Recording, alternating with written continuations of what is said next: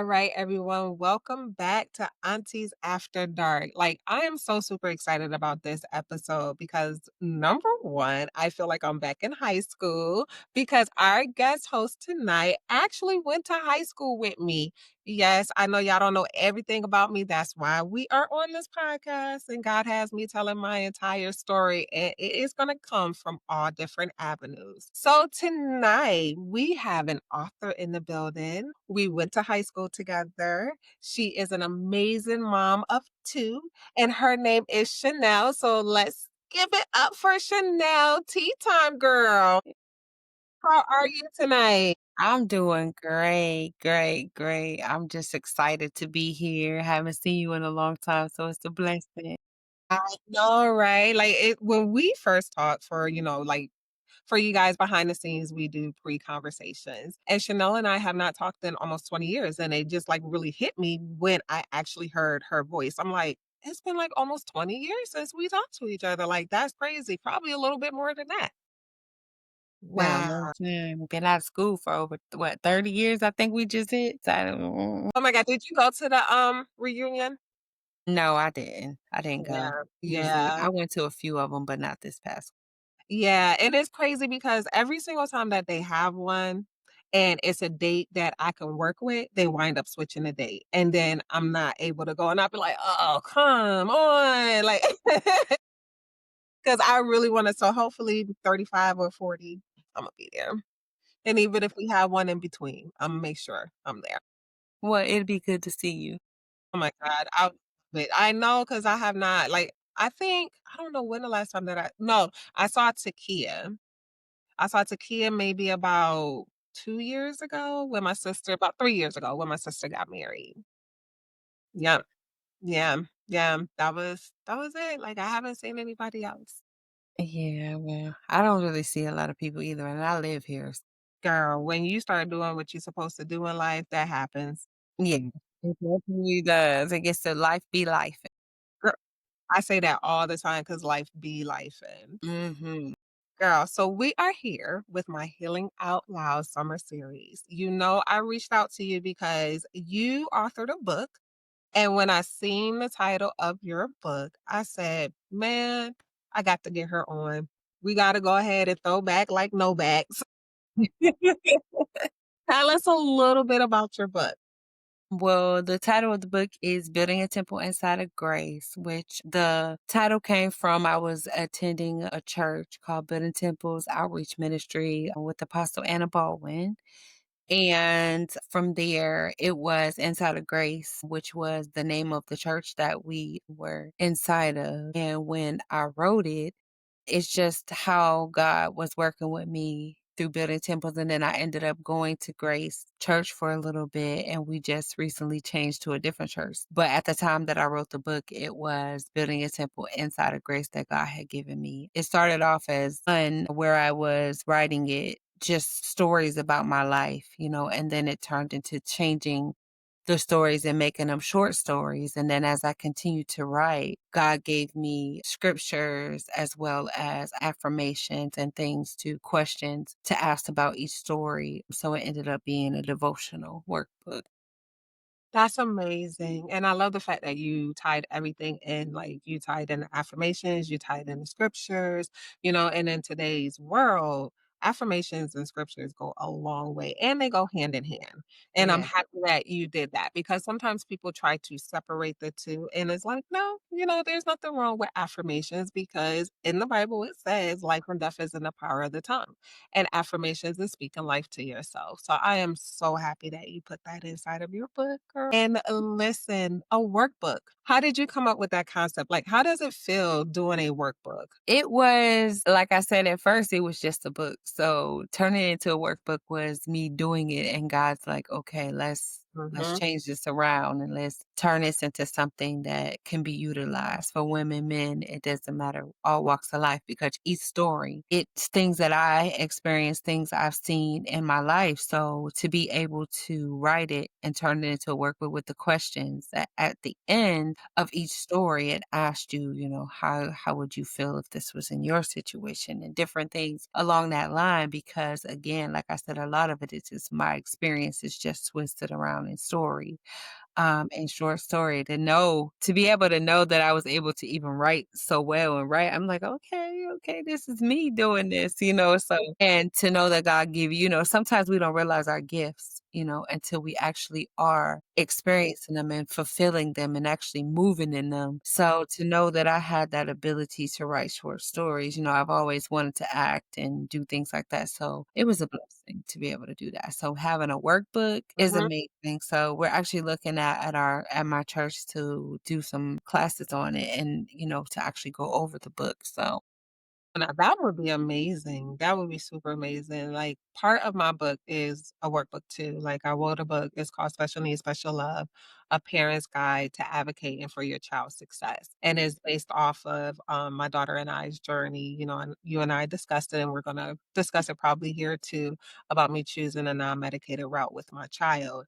And so that is what my book is about, and just teaching parents like the different things that I learned along the way and I turned it into a workbook as well, and that's the way that God delivered it to me. Because at first I just wanted to tell the story, that was it, like, let me just tell the story and tell other parents, "Listen, I went through it, you can too," and so then to a tool of teaching, and that's amazing, and I love the fact that your book turned into a tool of teaching, and to be able to give the courses at church, blessings on top of blessings. And it's gonna just lead me right into this because, girl, you described yourself as an open book. And to even know that you said that the stories are loosely based on you, I love the fact that you are tying that together. So, how would you tie being an open book to what it means to you, what Healing Out Loud is? what I say an open book, and when I say healing out loud, is being able to tell your testimony and realizing, as far as I've grown, that my testimony, things that I experienced, was not always for me. It Right. was healing for someone else. So if I don't tell my story out loud, then how can someone else know, hey, she went through it, I can get through it. So that's what healing out loud is all about. You have to speak it out loud so others can hear it. It's not for you. That journey is for someone else's healing. So I Mhm. definitely that's why I say I'm an open book. I wasn't always an open book because I was always quiet. So to be able to be out here like this is, nothing but the grace of God because I'm still that quiet, person, but God is now making, pulling me out of that comfort zone and allowing me to be able to tell my story in a way. And I've had people come to me, even my mom's like, if everybody thought like you did, the world would be a better place. I'm like, yeah, definitely. Just Right. hearing her, be so open to, hearing my story was amazing too. Yeah, I mean, it feels so good when you do hear that, especially from your family, your mom, like even friends and stuff. Like, I know for me, I didn't want to tell my story. It was more like, "Why are you making me do this?" Like, that's how I was feeling, like, "Why are you making me do this?" Like, I've been this quiet, kind of reserved person, and even though people know me, no one really knows my true story, and it's like, "Really?" But being an open book, like you just described, is courageous, like, so I see why God would choose women like us to tell our story because, like, it is power behind it, and it's our courageous move. So, with that courageous move, you are also a mom. Let's talk about that. I have yes, I have 2 children. I have a now 22-year-old and my daughter is about to be 11.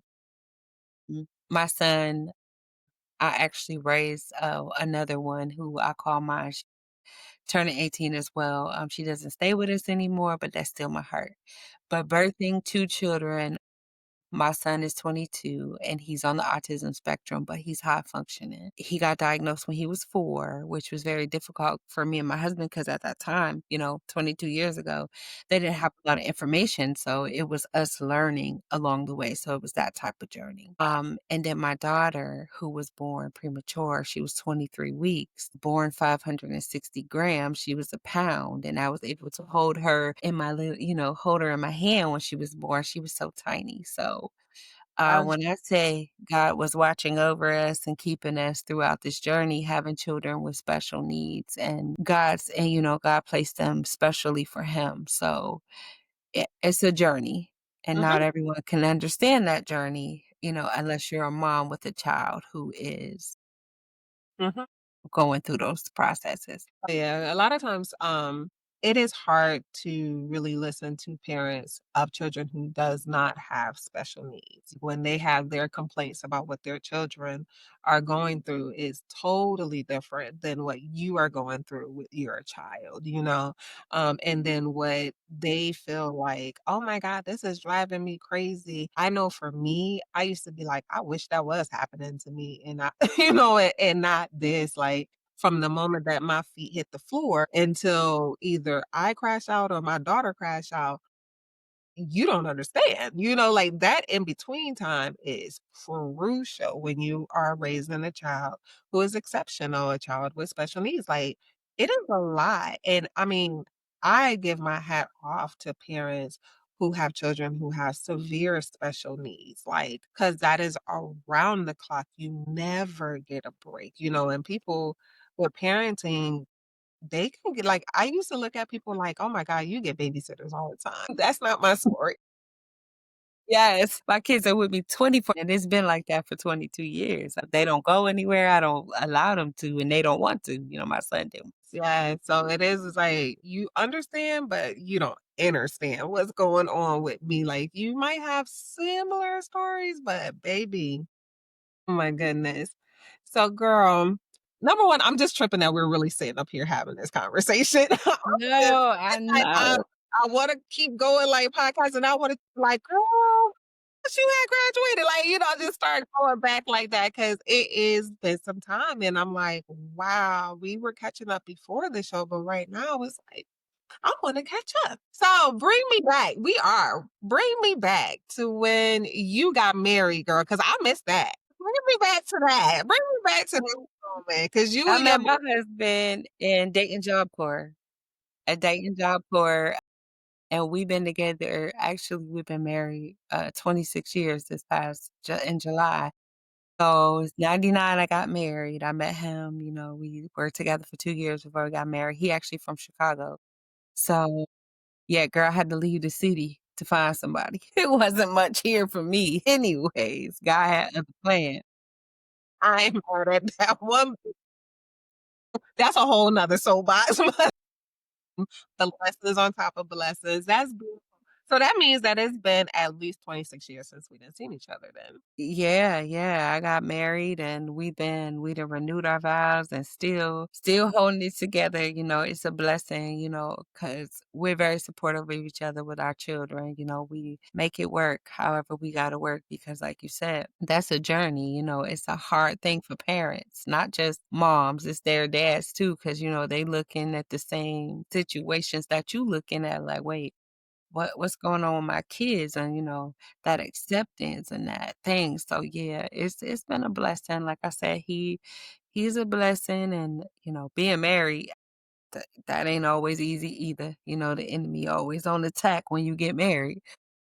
And that's a journey in itself, just trying to be married and maintain, especially when your kids are, special needs. It does it defeats it. Sometimes your marriage get defeated because you're taking care of your children and there's no more everybody like, "Why you don't go out no more? Why you don't" it's hard to because we have to be here for our children. Luckily now things are a lot better because my son being high functioning, he Right. keeps an eye on his little sister. So we're starting back dating now, which is that whole date mode. Like we going, trying to make sure we make time for each other because in the process of raising our children, you lose a lot when your kids are that way. People don't understand that, it's a 24-hour thing. And at one point, my daughter was on a trach and a ventilator and things, we brought her home. She had nurses here. So there was no time for each other. And we didn't realize how much time had got lost in caring for our kids, and that's why it's so important.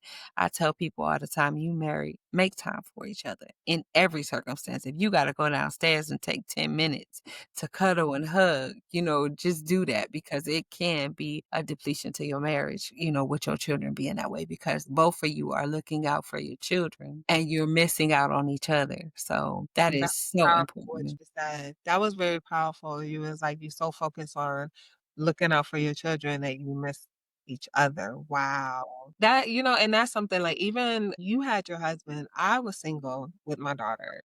So dating life became very challenging. So I can just imagine, like, I literally used to zone out and not give my partner any time because, like, I'm drained. I'm at zero. Like, I didn't even feel like I had any more to give. And it used to crack me up because people be like, girl, you're a beautiful person inside and out. Why are you single? And how do you explain, "Well," like, it's not their fault, it's not my fault, I'm parenting right now, if I have met a partner before I adopted my daughter, so if I would've met a partner and was married beforehand, yeah, I can imagine, the same type of problems going on and stuff and that unity being able to help, but having dating world in that, girl, that's 2 totally different ball games. It's 2 totally different ball games, like, trying to date someone, and then I don't wanna bring them home, and then when we do start, get into that serious mode, and they see me inside the house with my daughter, it used to drive me like, "You probably think I'm the worst person," like, because I have to go through this, and a lot of them used to just look at me like, "Nah," like, "I don't feel like you're a bad person, I just don't understand how you do it all."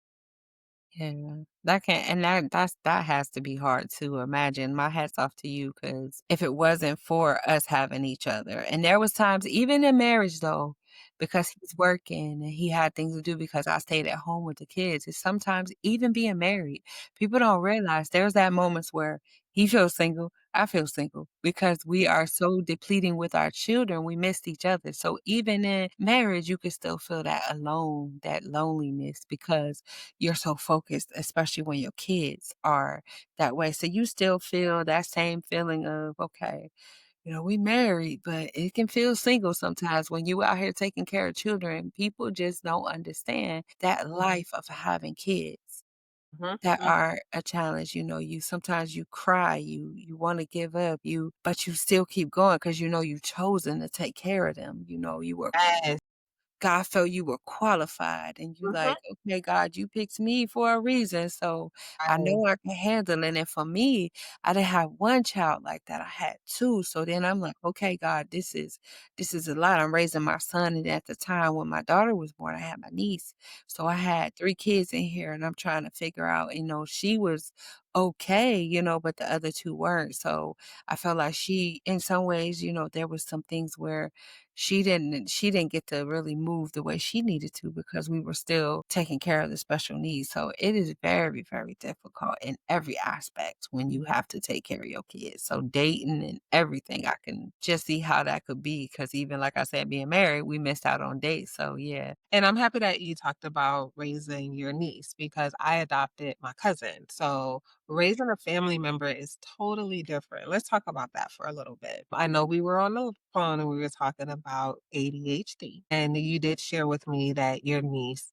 experienced ADHD just same way as my daughter. Mhm. How does it feel when you are raised like from your point of view, when you're raising someone and you know that, oh my God, they're dealing with this and ADHD to me is just I feel like they just put a label on a busybody kid. That's it. Yeah. That's my soapbox. We probably talk about that for hours on top of it and on top of hours because I'm like, if that's the case, I was ADHD. I went to school with a whole bunch of people with ADHD. We all stay busy. Yeah. But just knowing that, they attach that to your niece and you're raising your niece, that's a lot of strength to be able to take on another family member that you did not birth, both Yes. emotionally. Yeah. Yes, it is. It is. Because at the time when I got her, my son had he just got diagnosed that following year that we got her. We brought her home from the hospital, my brother, he had babies young, so, big sis stepping in, raising her, Imma do what I gotta do, and when she did get diagnosed, we never really felt like she was really ADHD because she didn't really have all the symptoms, but it was something that society looked at her as. I just felt like you said, she wasn't I didn't really feel like she fit that category, but when the doctor said of course, oftentimes when we're not educated, we'll do whatever the doctor says do, and they put her on medication, and she was just sitting sitting around. And for 2 days, I was like, no. So I stopped that and realizing that we had someone else looking like she not ADHD. I said, I didn't really think that she was, she just had her own set of ways, the way she did things. And sometimes we have to realize that our children,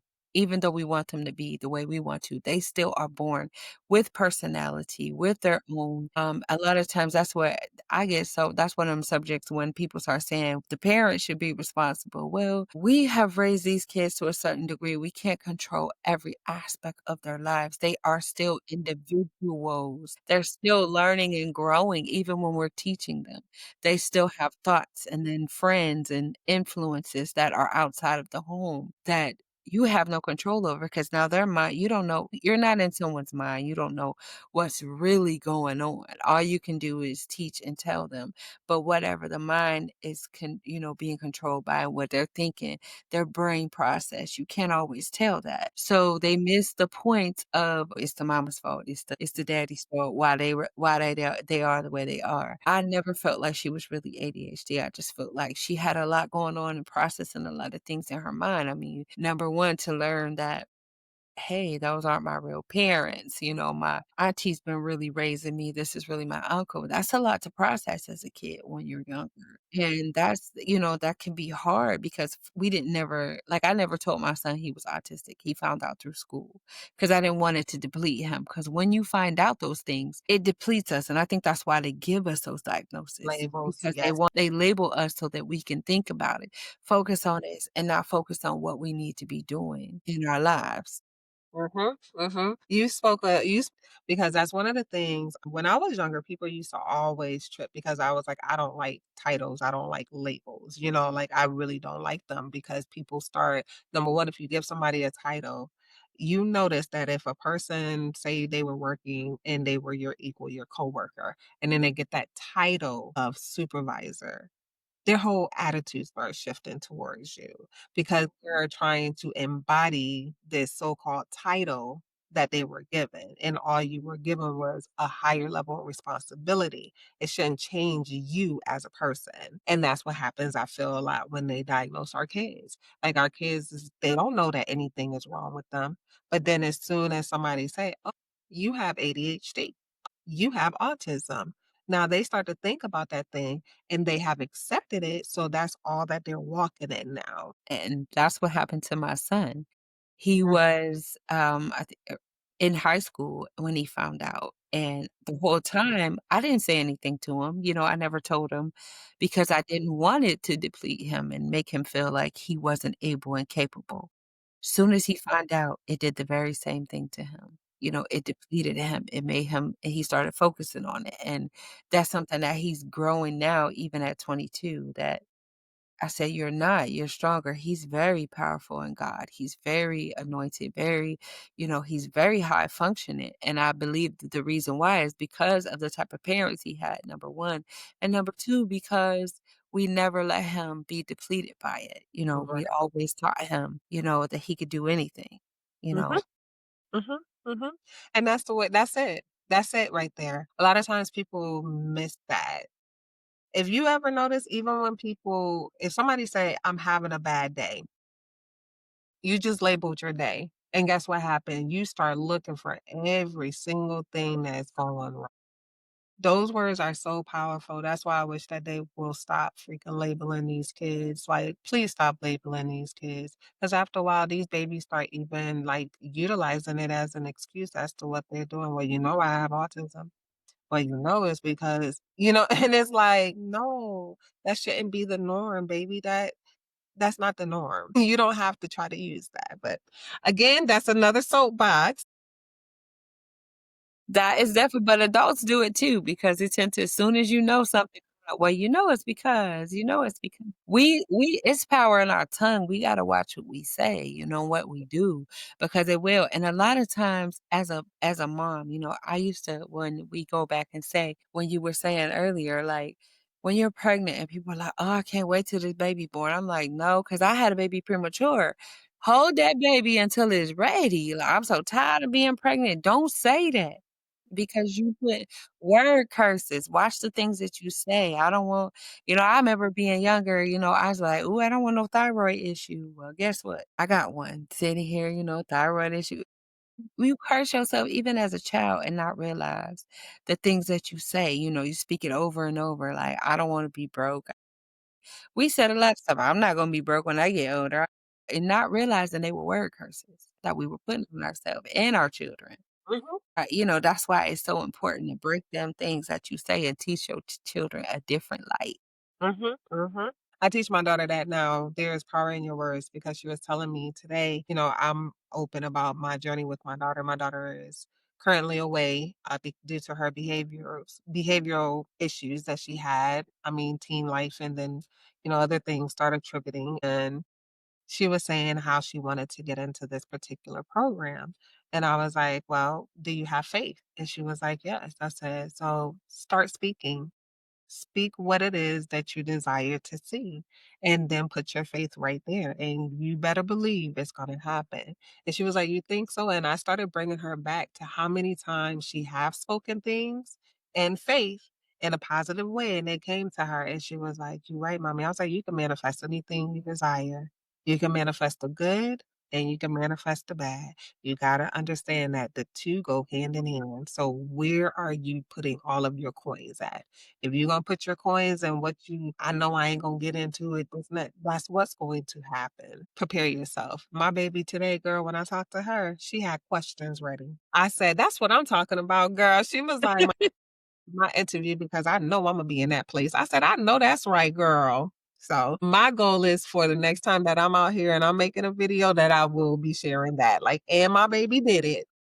Yes, Imma be looking forward and saying, "Yes, she did that," because that's what you gotta do. Speak positive affirmations are so important over yourself, over your children, over your life, because it does affect you, and I didn't always believe that, I used to when people would say, I didn't always believe that until things started coming to pass, and I'm like, "Wait, I remember I said that," bring back to your remembrance of what you said, like, Mhm. ooh, I cursed myself when I said that.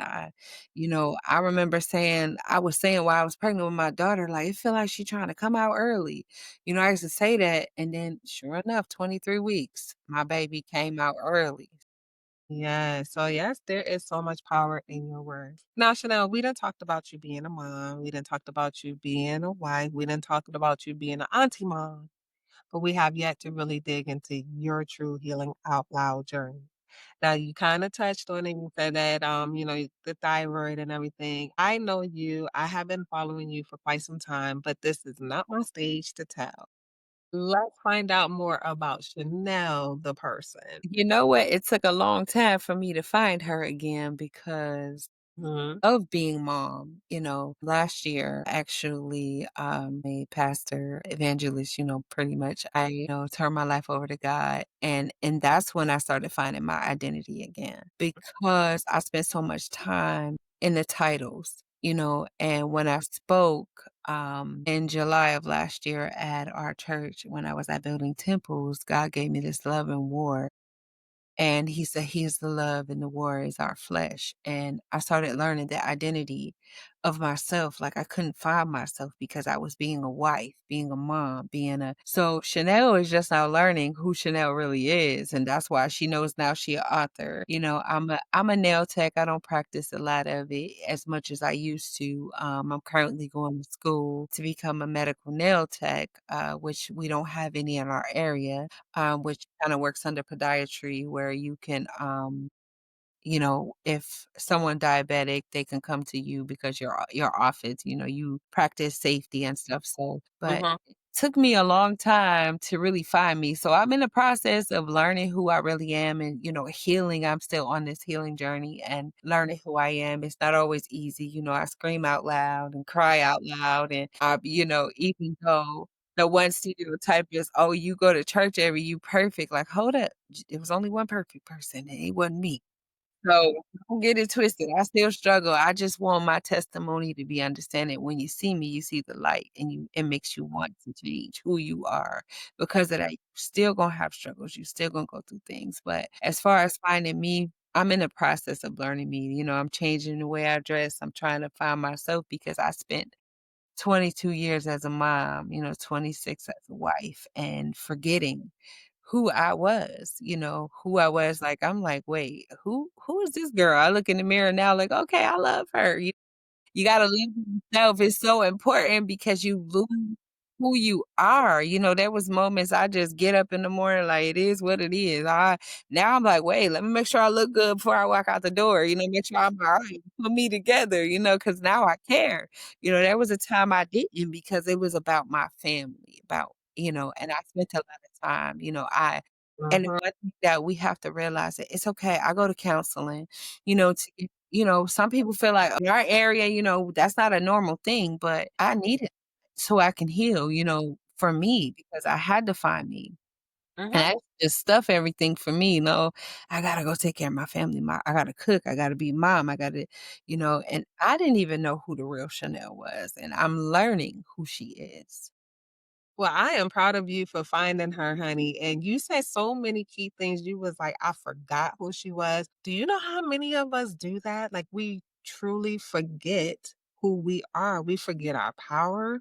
We forget what we came here for. Like, it's almost like we get caught up with so many other things, and definitely, it is easy to be focused on being a mom. It's easy to be focused on being a wife. It's easy to be focused on being a teacher, whatever your profession is, like, you can put on all those hats, but we be forgetting to put on the hat of us.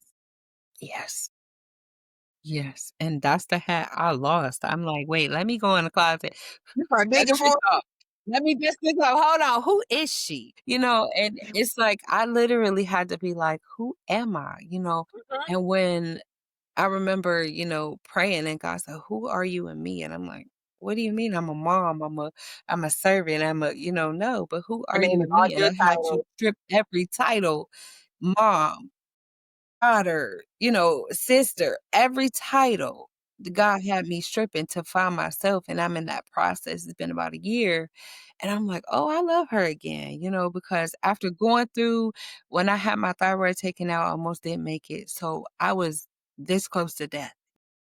When I say what happened to me when I had my thyroid taken out, my brother had mentioned that when you have an aneuritic of my spleen, is most people don't make it, if because it's only so many times. But I was at the hospital when it happened, so and it was a small tear, nothing but the grace of God. And it was, I mean, I went through a lot, but I had to learn who I was in that process. Like, okay, and after going through something like being that close to death, it did a lot to me for a couple years, I was just scared to do anything, because, that fear of death and fear of, so I really lost myself even more after that happened because I'm like, okay, I got a second chance. What do I do with it? And I was still, oh, I still gotta be a mom and I still gotta go, take care of this and I still gotta take care of that. And I was still losing myself. But now, this past year has been about me and finding myself and learning who I am. And it's been such a journey to be able to learn who I am because I'm happy again. My son said, he be like, "Ma, you was just so different. And like the way you talk, the way, like he loves it. He be like, Ma, I love it." He's like, "You're doing your hair." Like I was like, "Ma, you need to do your hair." And I'm like, "Boy, don't be worried about my hair. I'm over here. I gotta do this and that." But he will always, he's be like, "Boy, I'm okay.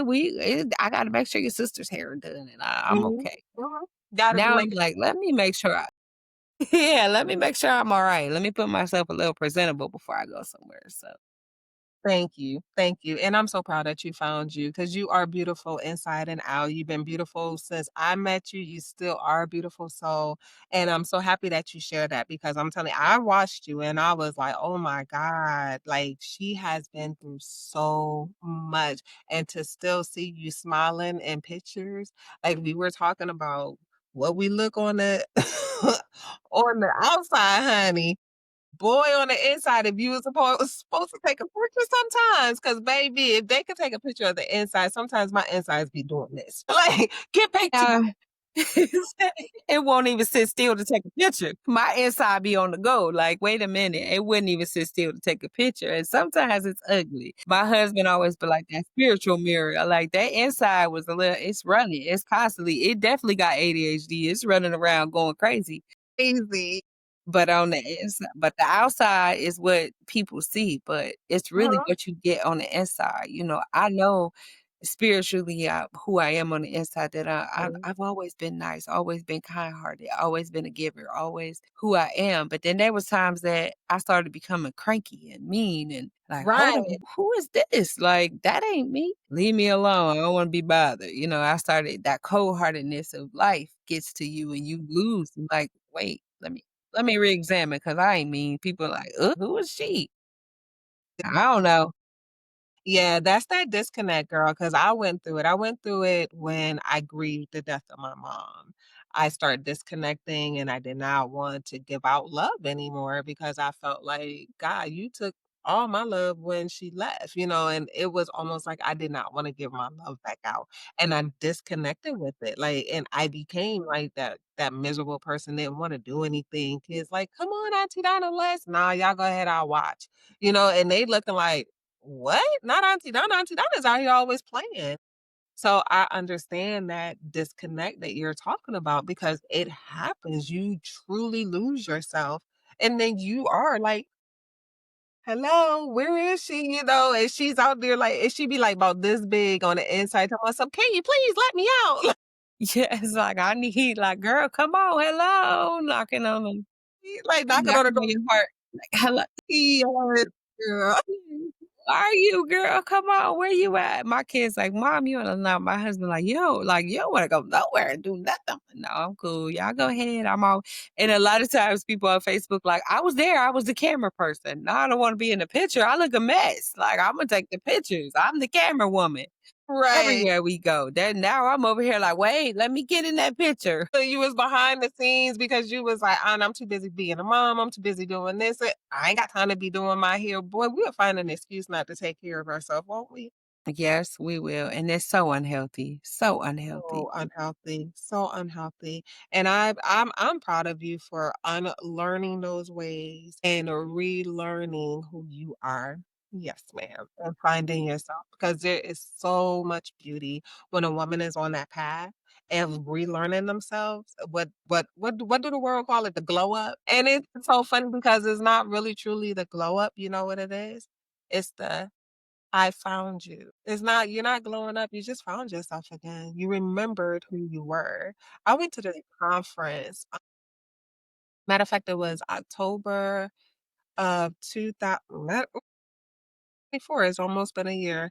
I went to that conference in October of 2024. I was already on my spiritual path, but that retreat was so freaking amazing. And when I say so freaking amazing, because literally the woman who taught it, she was talking about remember who you are. It's not a journey of like, people were like, oh, I lost myself. She was like, no, you forgot who you are. I was like, "Whoa." So it really changed my mind about how I looked at myself, and I started tapping in, and I started to love all the levels of me. So I love that little girl Donna. Then I love that teenage Donna. Then I love that 20-something Donna that didn't know what she was doing, but thought she knew what she was doing. It's like I just started to remember every part of me and every part that I remember from my childhood, from my teens, and from my 20s, that is who I am today. I'm all of that. Yes, and that's what I'm on, like, I'm all of the above, like, I had childhood traumas that I'm proud of, I went through a lot, but Right. when I go backwards and I start looking at some of the effects it had, and I realize I'm not only part I'm not even that little girl I was, I'm a woman, strong, more powerful in who I am, those things didn't break me. And Right. that's what I had to learn. I'm not broken, I'm put together, and I had to realize that. Like you're not the product of where you come from. People say I'm the product of where I came from. You're the product of how you live, how you perceive and what you see. Not always that way. So I'm like, you can come from the hood, but that don't mean you gotta still stay there. It doesn't matter where you came from. Always remember, don't never forget, because that's the thing people do like you say, you go get another job, don't forget them title where you came from, but also remember, you don't have to be a product of it. Right, right, right. And you're right, because a lot of people say, oh, you're a product of your environment. No, you know what you're a product of what you accepted. Because your environment can be chaotic and you can only allow peace and accept peace and be the most peaceful person in a whole chaotic situation all around. So is what you accept. Girl, this is oh my god, this conversation is so beautiful. It's so clear how your spirituality is such your foundational base. Now, you tapped a little bit about being a pastor, girl. I'm not gonna let you just glaze over it. Come on now. Pastor, how was that like going through your training and stuff and how you had to tap into being able to lead others? Um, I let me say how things have really I evangelize more than anything. I honestly titles, ever since God said that, I always say I'm a messenger of God because I never really say I'm a pastor to, like, hey, some people like I'm that. Because if you need a sister, I'm still Chanel. You know what I mean? I feel like that's the problem when you put a title and people, they're afraid of pastors because of the things that has been going on in the church. So for me, it's not always the opener to conversation. It's usually, I want you to see me because I want you to be able to talk to me as a person and don't see my title as of fear because I'm still going through it. I'm still having my problems too. I want you to understand that that's not always what it is. And people think that, pastors have such a label on them for being money hungry. There's just so many negativity things that is tied to it. And when I was called, I'm like, hold on, God, that's a big step. What you mean? Like, wait, you sure about that? I didn't did this and that. You told me who, me? You calling me to you choosing me? I don't know about that one 'cause, I at the time I got chosen, I was still doing a lot of things. I didn't think I was ready. I was still on the run, I'm saying? I was like, "Ain't pastors usually old?" Like, they usually older 'cause then they stop running. You can't run no more when them knees stop working. You calling me, God, what's going on? Like, hold on, what you try It's like, "Wait, am I old? Is that why you're telling me? Like, is that what it is?" But I had to put behind and not really look at that part of it and look at it as, being able to speak. My thing is outreach, out there, being out there to help I just feel like my testimony is big enough to where the title in itself, yeah, I got the license to marry. I can do, but for me, it's not so much hey, I'm a pastor, and because some of them, that's what it is. They want that title. That drives me crazy because sometimes I don't need the pastor. I need my brother. I need my sister. I need you to and the dependency and the look upon when you say that, people start judging you. "Oh, look at her. She out here, she listening to this and she doing it." God didn't say be boring. He didn't say, not live your life. It's not people are they look at you and they want you to be this image, and that's not what it's about. They judge people that go to church. They judge you so much, but they don't have a heaven and hell to put you in, but they quick to judge you. quick to judge you. Quick to judge, and it's like, I don't understand that, like, I know for me and I love sharing this story. So, I came back to Lauren to do a life coach certification class, right? And it was a retreat, and I'm not gonna say any names, but she know who she is, and it's such a beautiful story, but we went to school together as well, and she was my roommate at this retreat. And me, I like singing bowls. Like I am universal. I feel like God is everywhere. So I do not knock how anybody believes. And that is what works for me. Like I can have a conversation with a Christian, I can have a conversation with a Muslim, I can have a conversation with a Buddhist, because guess what? We are all tapped into a higher power and we are all walking in our light, no matter what it is.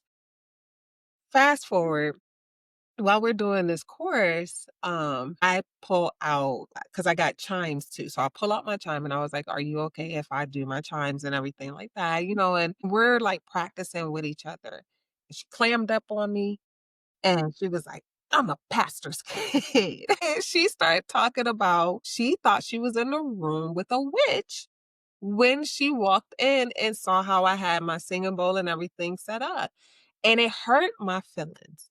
And I'm not gonna lie, it really hurt my feelings because I am high on my faith, and I'm like, "What? Like, what?" And then I'm like, "Why would you even try?" And to me, it's like you put everything negative on my spiritual belief.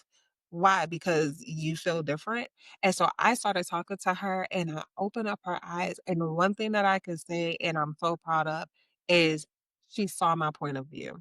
And it was amazing for me at that moment because that is like part of my healing out loud. Like I no longer can be quiet when people make me feel a certain kind of way because I would shrink and then want to hide who I am. And I didn't do that. I was like, no, I'm standing up for what I believe in. And that's not fair for you to do that because what I have could heal you. My hitting the chime could be exactly what you need to tune into something and you hit something and God give you a message because of that. Can't knock stuff. Can't And judge. you can't judge people, and so it's like, I hear you with the titles, like, if somebody hear that you're a pastor, they might start clamming up, and I know that I am guilty of it, like, in the field that I work in, one of the, head coaches that I report to and talk to and everything, she's a pastor.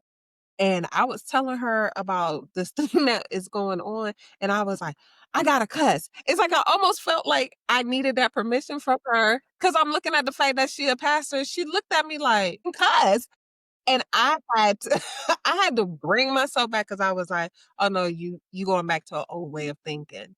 You shouldn't have had to do that," because I was looking more at that title and not Yep. the person in front of me, you know? So, I feel you. And that's definitely what I tell people, like, I don't curse anymore, but I mean, I can't say I don't slip up because that's normal. Things happen. It does, people like they look for that perfection though, but I don't people drink, you want something to drink, that's you.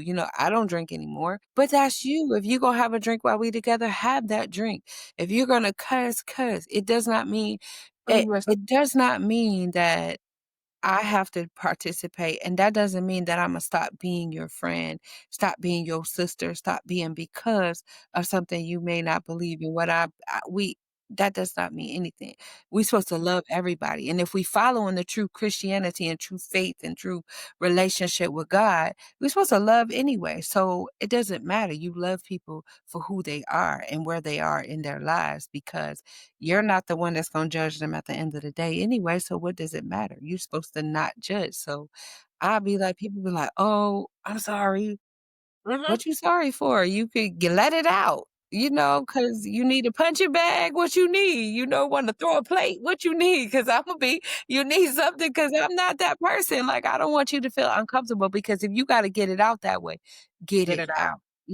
it's just get it out because sometimes you need that vent, when you not at that level of where everybody goes through a level of where they are, you may not be there, that's okay.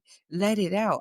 That's why I don't like the title. I'd rather be there for you. That way you can be like, well, dang, I cussed in front of her and she was, I found out she was a pastor and she didn't look at that because you'll see the light. And that's what I want you to be able to see. God's light so that you see that everybody that's on this walk ain't the same. Right, right, and that's beautiful the way that you just said it, like, so that you will see that not everybody is the same. And that is what is most important because we're breaking down barriers and we're breaking through cycles. And the way that we break through these cycles is destroying these labels. Cause that is what is that'll have you in a cycle that'll just keep going like this. Cause you're so busy worried about them labels that you just keep going and then you forget that there's a door right here open for you to get out of this cycle if you would just drop worried about these labels. Yeah. And I'm a big stickler about them labels and that thing because I'm also one of them ones that, a lot of time in the church, when you go to a traditional church, Mhm. you gotta ask the pastor, "If God told me to move, I ain't going to tell the pastor nothing, because 'cause Imma move because he don't get my well done. I do." And Right. that's how I function, and a lot of people it's not traditional and people don't believe in that. But it's tradition that have you stuck on, you gotta ask the pastor. I speak to God, that's who I go to, that's what I do, and if he say move, I don't need your permission. Exactly.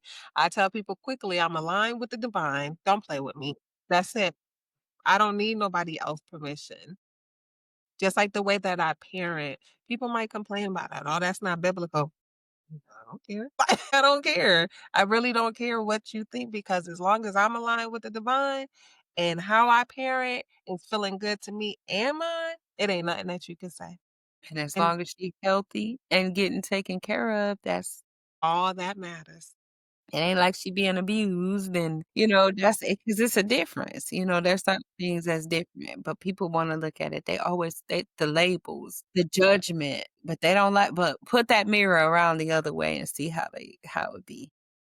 Do your own mirror work, honey. Look Yeah, at yourself look in the at mirror. yourself. Do your own mirror work. Speaking of mirror work, is that something that you do? Do you look in the mirror and you start talking to yourself in a positive way?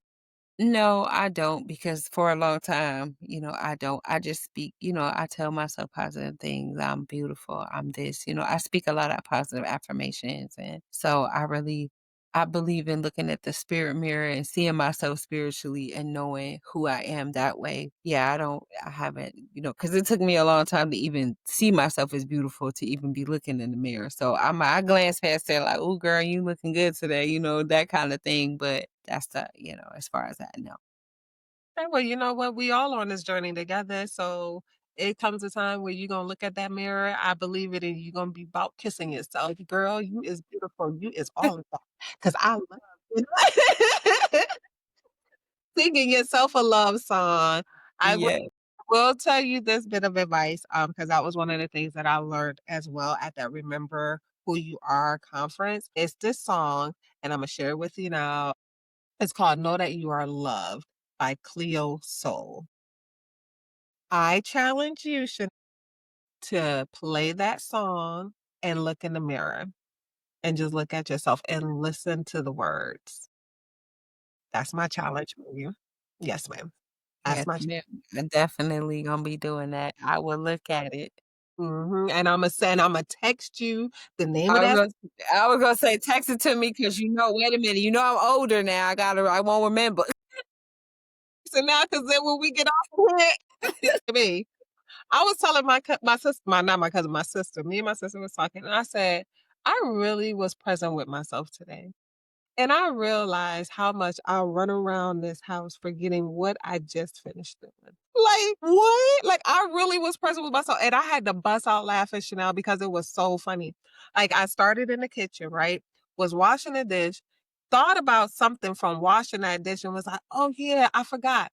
I gotta go set such and such in my room. Went in my room, and from the moment I had put down that dish and walked in my room, got in my room, forgot what I didn't walk up in there for. And I'm like, "Well, let me just go back to the kitchen." So then I go back to the kitchen, start washing the dish again. Think about it. Think about what I was supposed that's it. Hurry up, go back into my bedroom. Go and get my Alexa all it was about my Alexa. Went and got her all together. She probably gonna start talking. Went and got went and got She all that knows. together. Right. Then I'm sitting in the room and I'm like, "Oh, yeah, I forgot. I wanted to do this." Then I was like, "Oh, yeah." That led me to the bathroom. Then from the bathroom, I'm doing something else to where I wound up coming back to the kitchen and remember I was washing dishes this whole time. I'm tired of this. I'm tired of this older mentality, man. I gotta do something. What is it? What Brain fog is the worst at 49. That I got hypothyroidism, so that makes it extra. I be like, "What was I doing?" Like, never mind. Sometimes I just be like, "Never mind, forget it. It'll come to me later." It'll come to me later to be forgetting. I did know one day I'm in there cooking, forgot I was cooking, went in my room, like my son, like, you didn't got the food cooking it. Yeah, okay. Like, oh, that ain't good. Like, Girl, that happens to me too. I'm so happy we having this conversation because I'm like, I'm embarrassed to tell somebody the other day I call because I love doing arts and craft. So I call myself melting down some wax so that I can refill one of my little wax things in here. Girl, I'm laying on the couch because with wax, when you melting it, you gotta have it on low. Then forgot I put it on. I'm laying on my couch. I'm all into all this different self-care and everything. And I'm smelling stuff burning. I'm like, man, I was like, I don't remember lighting a candle. It's the wax on the doggone stove. I was like, I'm jumping up, got stuff dripping all down my face. I was like, oh no. And when I say all the little water had boiled up, that's how long I had it on the stove. The wax itself on low was like burbling. Like, "Lady, can you please take me?" Like, "Well, can't use this wax." Like, or but that 49 be getting us.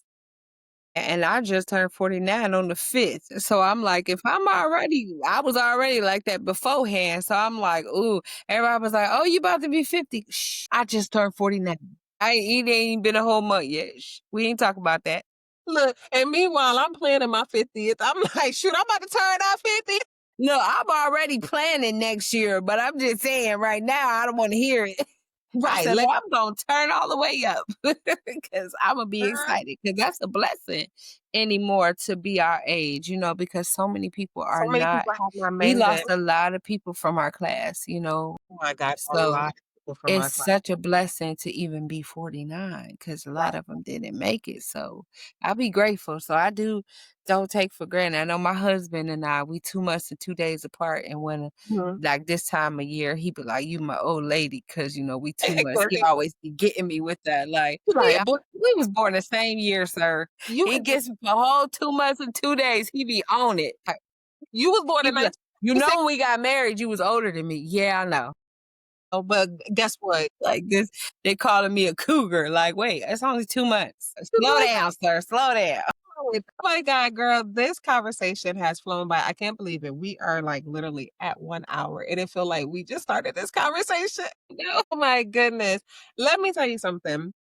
This has been one of the most beautiful, flowing, reunion type of conversations that I have had, and I'm so happy that I was still trying to keep on my podcast hat because I really just wanted to say, "Forget it, let's just all just talk." But we are healing out loud, and we have each other number now, so we can have Yes. conversation. This has been a superb blessing. If you can leave anything with our aunties after dark audience and our family, I'm not gonna say audience, I'm gonna say family because we are family at this point. What would you leave them? Just continually to find yourself, to love yourself. Never forget who you are. No matter what you're going through, strip them titles and find yourself. I love it. I'm gonna share your information one more time so that everybody know how to get your book. Here we go. And if you want to see what you are looking for when you go to look up her book on Amazon, can you show us that book? Yes, yes, yes. Building a temple. If you are ready, go ahead, go to Amazon, order her book. Let's show Chanel some love, love, love, and order her book. I know I'm getting ready to order mine because I cannot sit here and promote and not have the book myself. And when I come to Ohio, I'm gonna find you because I want it autographed. I was I would have sent you a one copy if you want me to. Let me know. No, ma'am. I am going to give back because that's one thing as an author I mean, we give away so many of our books that when I have an opportunity to actually purchase someone book, that's what I want to do. Because it's like that's how you did it so that you can earn from it and teach. You know what I'm saying? Like at the end of the day, this is how you have an extra stream of income, and I'm ready for that. I just want to say I'm so proud of you for doing this and having a podcast and sharing your story and bringing on others to be able to share their story. It just shows who you always been. Just a Oh, blessing and a beautiful spirit. And I just love what you're doing. And I'm glad that you even introduced because I knew you were doing things, but I'm glad. So I'm gonna be tuning in and keeping my eye out and just watching you grow and just seeing what God is doing. It's just amazing. I love what you're doing. It's just keep doing you and keep being a blessing to thank to you. this world. Thank you. That means so much to me because, in high school, girl, whew, when I left out of high school, they had me plagued as somebody else, and I was like, "That is not my story." That's all I kept thinking to myself, like, "That's not my story. I don't care. Y'all can say I'm a bad girl, do all this. That's not my story because I know who I am on the inside." So to hear that, thank you so much. You're Blessings. so welcome. All right, guys. Well, this has been look, now stop. I'm trying to hurry up before I start crying. Right, that's me over here. Chanel, this has been amazing. So for our viewers and our family out there, until next time, tea time, tune in.